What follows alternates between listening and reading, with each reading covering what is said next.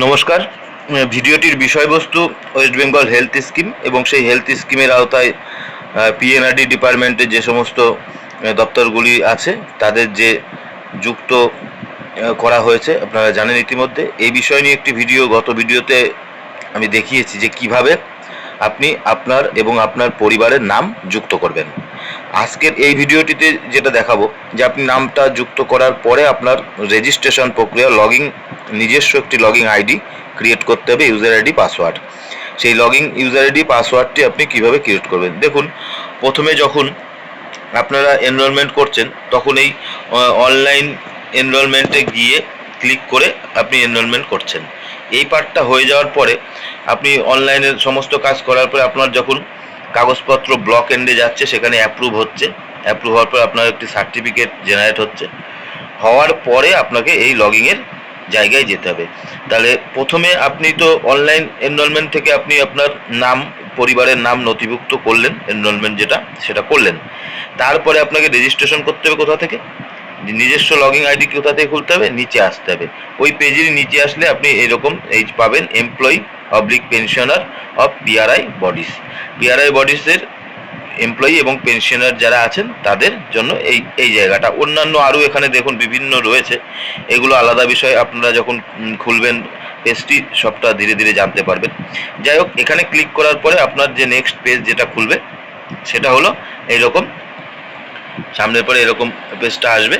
সেই পেজে আপনি যেটা পাবেন, create account for new user, employer of PRI bodies, পেনশনের পিআরআই বডি।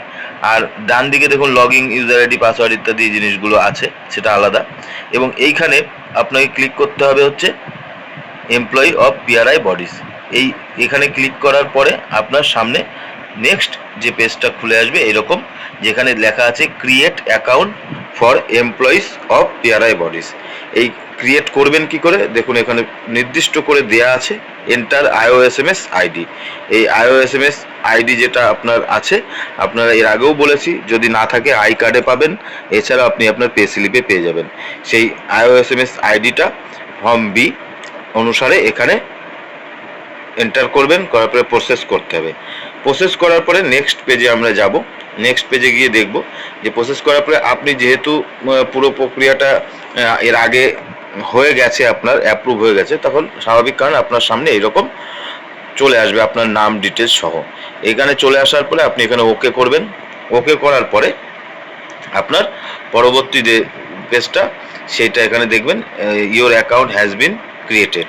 অ্যাকাউন্ট এখানে আপনার ক্রিয়েট হয়ে যাবে। হয়ে যাওয়ার পরে ওকে করতে হবে। ওকে করার পরে নেক্সট পেজ চলে আসবেন। চলে আসার পরে এখানে now enter the user name, password oblique OTP and captcha and click on okay button. এখানে আপনি আপনার ইউজার নেম যেটা আইওএসএমএস আইডি আছে সেটা, পাসওয়ার্ড আপনি দিচ্ছেন, দেওয়ার পরে ওকে করার পরে যেটা আপনার ওকে করার পরে আপনার হচ্ছে এটা পাসওয়ার্ড ওটিপি আসবে, যেটা মেলে সম্ভবত এটা চলে আসবে। মেল আইডি থেকে আপনার ওটিপিটা নিতে হবে, নিয়ে এইখানে আপনার ক্যাপচার কোড করার পরে ওকে করতে হবে। করার পরে এইখানে আপনাকে যেটা করতে হবে যে নতুন চেঞ্জ করতে হবে। এটা অটোমেটিক তো ক্রিয়েট হয়ে যাচ্ছে আপনার মেলের মাধ্যমে পাঠিয়ে, কিন্তু এখানে নিউ পাসওয়ার্ড আপনাকে তৈরি করতে হবে। আপনি আপনার মতো করে নিউ পাসওয়ার্ড, কনফার্ম পাসওয়ার্ড করে ক্লিক করে আপডেট করলে এটা নতুন password, user ID password, user ID তো অবশ্যই আপনার যে আইওএসএমএস আইডি পাসওয়ার্ডটা আপনার ক্লিক হয়ে যাবে। হয়ে যাওয়ার পরে এখানে আপনাকে আবার তখন আপনার যেহেতু আপনি নতুন ইউজার আইডি পাসওয়ার্ড তৈরি করলেন, তাহলে আপনার ইউজার আইডি দিয়ে, পাসওয়ার্ড দিয়ে, ক্যাপচার দিয়ে ওকে করলে আপনার পেজটা খুলে আসবে। আপনার নিজস্ব যে পেজ, সেই পেজটি এইরকম খুলে আসবে, যেখানে আপনি আপনার নাম সহ ডিটেলসটা এখানে পাবেন। আর দেখুন বাঁদিকে my account, my request, out state permission, my claim, treatment history, report, rate list, এই সমস্তটা এখানে আপনি তথ্যগুলো পাবেন। এই তথ্যগুলো এখানে আপনার নিজস্ব যে তথ্য, সেই তথ্যগুলো এখানে কিন্তু পরপর আপনি পেয়ে যাবেন, দেখতে পারবেন যে কোথায় কি আছে।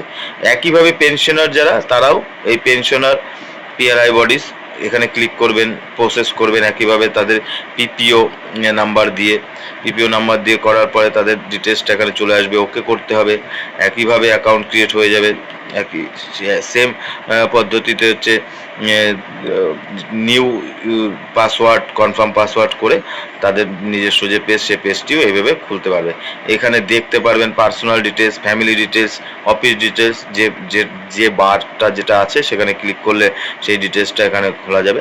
এটা খুলে রাখার প্রয়োজন রয়েছে, তার কারণ এইটা হচ্ছে আপনার নিজস্ব আইডি।